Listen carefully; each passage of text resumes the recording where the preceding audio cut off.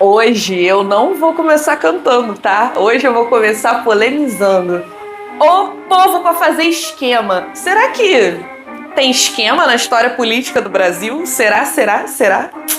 Eu já apimentando a aula de hoje com polêmica e eu já digo de antemão que essa aula especificamente, ela é bastante importante porque é justamente nela que eu vou falar de todo o esquema da história política do Brasil na Primeira República, entre café com leite, política dos governadores, coronelismo e voto de cabresto.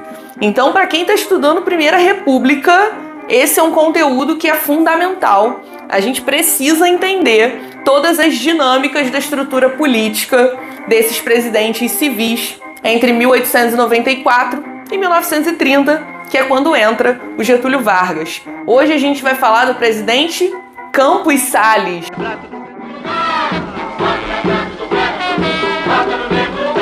Campos Salles foi o segundo presidente civil. Ele começa o governo dele em 1898 e governa até 1902. Lembra que eu comentei com vocês lá no último vídeo sobre o esquema de representante de Minas e São Paulo?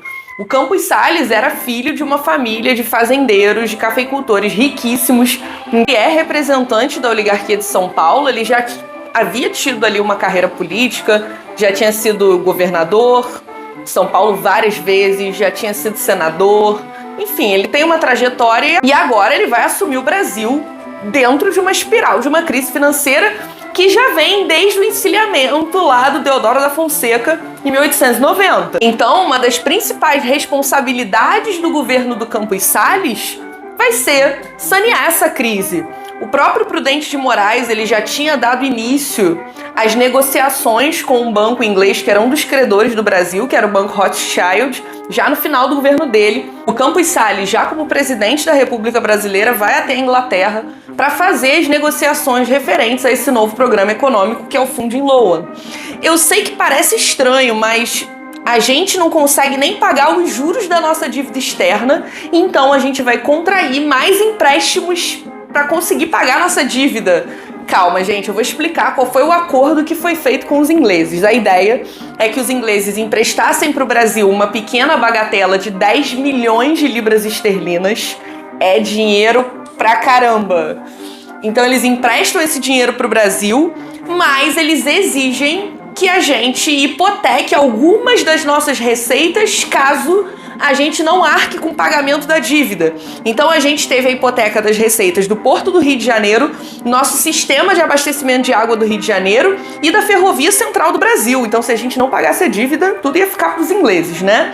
E além disso, também foi uma exigência da Inglaterra que a gente tentasse de alguma maneira sanear a nossa crise financeira. Então o governo vai retirar papel moeda de circulação, que é o processo contrário, na verdade, do que foi feito no encilhamento. No encilhamento foi emitido papel moeda, agora a gente retira parte desse papel moeda de circulação, vai restringir gastos públicos, vai reduzir o crédito ao setor privado. Então são muitas medidas com o intuito de conseguir arcar com a situação. E aí os ingleses deixaram a gente por 3 anos sem pagar nada, um tempo para o Brasil se reerguer economicamente. A partir do 3º ano, a gente só pagaria os juros da dívida externa e depois de 10 anos de contraído empréstimo é que a gente de fato começaria a pagar as parcelas da dívida anterior juntando com a dívida nova. Então seria um tempo aí do Brasil resolver as questões financeiras. E aí eu pergunto, dentro de uma república federativa presidencialista, o presidente pode fazer isso sozinho? Ele pode decidir contrair um empréstimo e estabelecer várias medidas super impopulares, diga-se de passagem, para sanear a nossa crise financeira? Agora, cadê os alunos para responder aqui?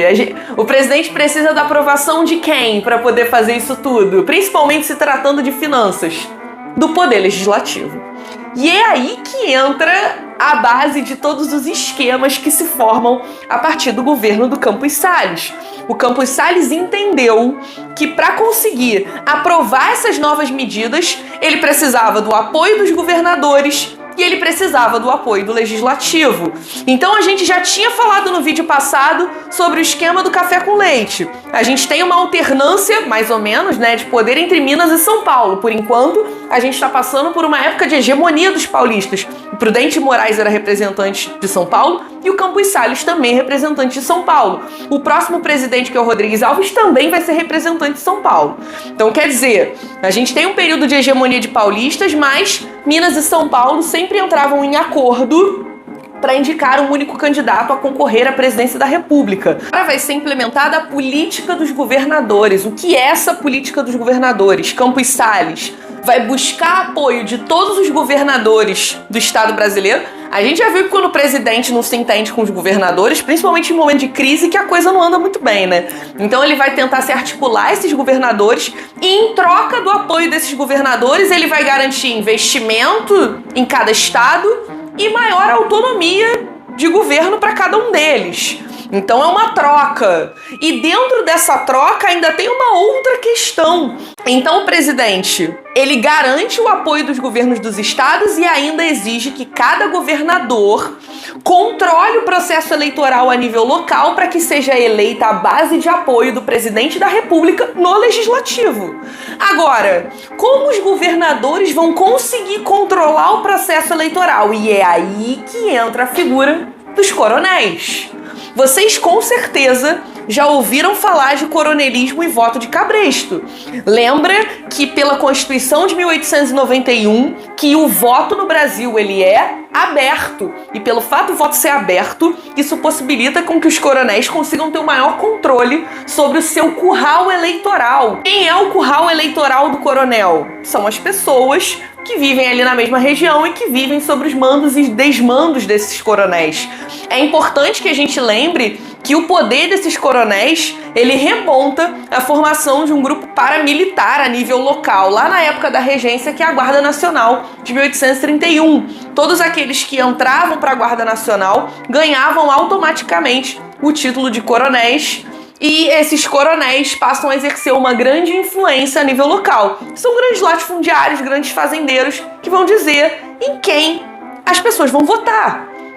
E aí a gente está falando de um sistema. Vamos começar aqui a derrubar o que é o sistema político da Primeira República.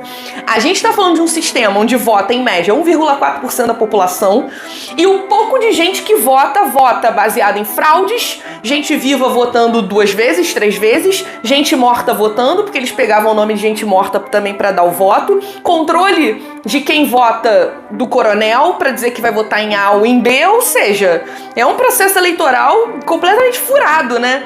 A gente para pensar que o coronel controla o voto da população ali a nível local através do sistema de apadrinhamento, troca de favores, coerção, concessão de cargos públicos. Que engraçado, né? A gente tá falando de um sistema que foi implementado em 1898 e a gente tá em 2023 e parece que nada mudou, né? Tirando o fato de que o voto agora é secreto, mas parece que a gente ainda vive um sistema de coronelismo, voto de cabresto e curral eleitoral. Vou deixar vocês escreverem aí nos comentários o que vocês acham sobre isso. Mas essa é a ideia. E aí o Campos Salles, ele articula essa estrutura política que vai se arrastar por toda a Primeira República, sendo interrompida em alguns momentos, claro. Teve a eleição do Hermes da Fonseca, que foi uma eleição muito movimentada, e depois teve a eleição do Vargas, que de fato rompeu com essa estrutura, mas ela vai ser mantida por muito tempo. Esse funding loan, essa concessão de empréstimo com bancos ingleses, ela vai acontecer em outros momentos da Primeira República. Então, em 1914 a gente pega empréstimo, e em 1931 a gente também pega um outro empréstimo já com Vargas, com os bancos ingleses, com os credores ingleses. Então isso é algo que se repete na história da República Brasileira e não só da Primeira República, vai atravessar aí a Era Vargas e outros momentos. Campos Salles encerra seu governo em 1902, já deixando a estrutura financeira do Brasil pronta para o nosso próximo presidente, que tem mania de limpeza, limpar o centro do Rio de Janeiro. Mas eu vou deixar para contar isso só na semana que vem. Esse é o canal @Tato na História. Me segue lá no Instagram, se inscreve aqui no meu canal, ativa o sininho que a gente ainda tem muita história para contar. Beijo!